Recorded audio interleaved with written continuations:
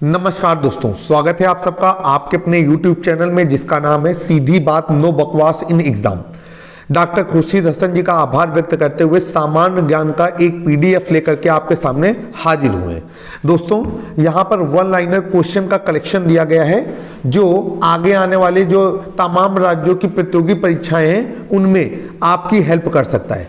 देखिए, पहला क्वेश्चन ये है कि भारतीय मरुस्थल का क्या नाम है। आपको 4 विकल्प दिए गए होंगे और उनमें आपसे कहेगा कि निम्नलिखित में से कौन सा भारतीय मरुस्थल है। दोस्तों, ध्यान रखिएगा कि भारत के अंदर भी कई तरीके के मरुस्थल हैं जो कई अलग अलग नामों से जाने जाते हैं, लेकिन जो यहाँ पर सवाल पे बात हो रही है तो वहाँ थार मरुस्थल की बात हो रही है। तो यदि कहीं पर थार मरुस्थल लिखा हुआ है, आप वहाँ पर निश्चित ही समझ जाएंगे कि ये एक भारतीय मरुस्थल की बात हो रही है।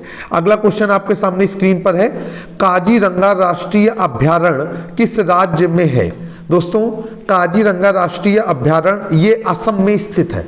हम आपसे एक चीज कहना चाहते हैं, ये राष्ट्रीय अभयारण्य जो है ये वन्य जीवों के संरक्षण के लिए बनाए जाते हैं। ये कोशिश की जाती है कि वन्य जीवों की जो प्रजातियां हमारे समाज में पाई जा रही हैं उन्हें ज़्यादा से ज़्यादा दिनों तक संरक्षित रखा जा सके और उन्हें उनकी पीढ़ियों को प्रोत्साहन दिया जा सके ताकि वो हमारे समाज में हमेशा बनी रहे। क्योंकि हम लोग पर्यावरण को अपने प्रतिकूल बना रहे हैं, जिससे मानव जीवन के साथ साथ वन्य जीवन पर भी खतरा मंडरा रहा है। तो काजीरंगा राष्ट्रीय अभयारण्य जो है ये असम राज्य में स्थित है। अगला क्वेश्चन है, पृथ्वी अपनी धुरी पर किस दिशा में घूमती है। बहुत अच्छा क्वेश्चन है, कई परीक्षाओं में यह प्रश्न आ चुका है। आपको ध्यान रखना है कि पृथ्वी अपनी धुरी पर सदैव पश्चिम से पूर्व की ओर घूमती है। पृथ्वी अपनी धुरी पर सदैव पश्चिम से पूर्व की ओर घूमती है। ये बहुत अच्छा क्वेश्चन है।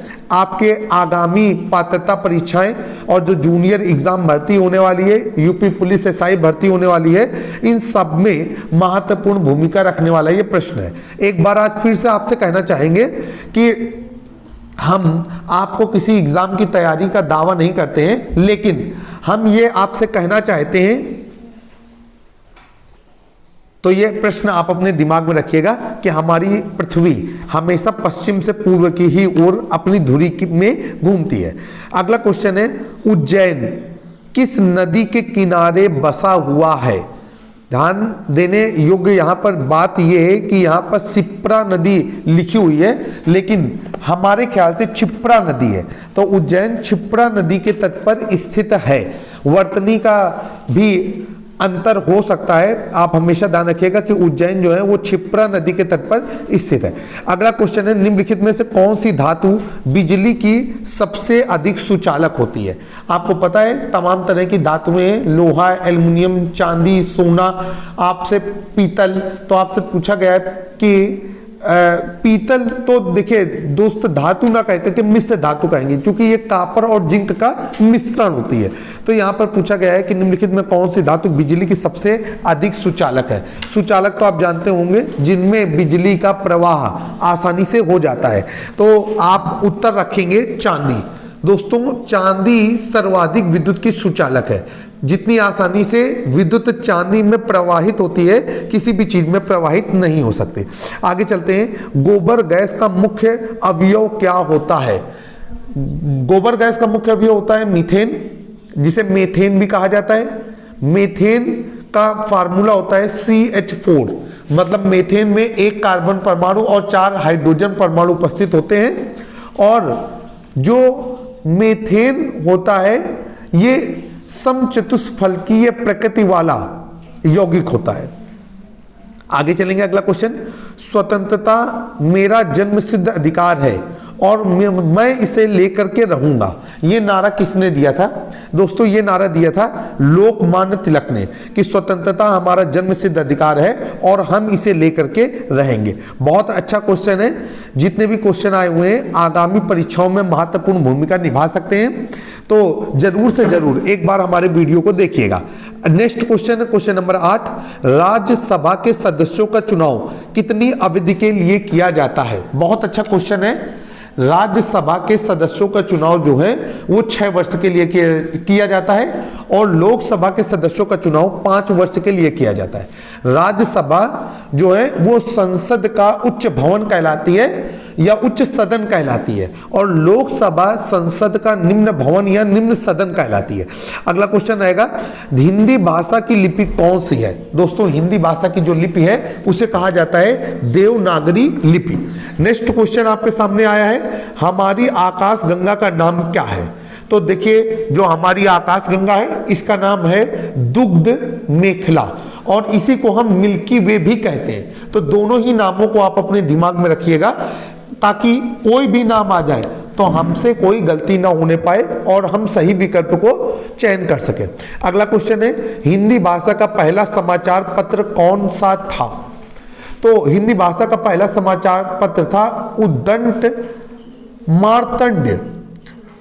अगला क्वेश्चन है, तुलसीदास कृत रामचरितमानस हिंदी भाषा की किस बोली में लिखी गई है?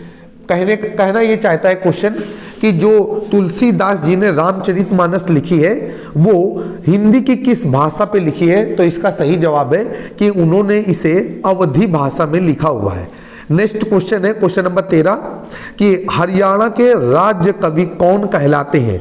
देखिए दोस्तों हरियाणा से संबंधित प्रश्न है तो ऐसा नहीं कह सकते कि ये प्रश्न केवल हरियाणा राज्य के लिए ही आ सकता है। कोई प्रश्न किसी राज्य के दायरे में बंधा नहीं होता है। प्रतियोगी परीक्षा के लिए प्रतियोगी परीक्षा में निश्चित सफलता के लिए हमें ज़्यादा से ज़्यादा और सभी प्रश्नों का अध्ययन करना होता है। तो हरियाणा के जो राज्य कवि हैं उनका नाम है उदय भानुहंस। अगला क्वेश्चन है, आधुनिक ओलंपिक खेलों की शुरुआत तब और कहां से हुई थी?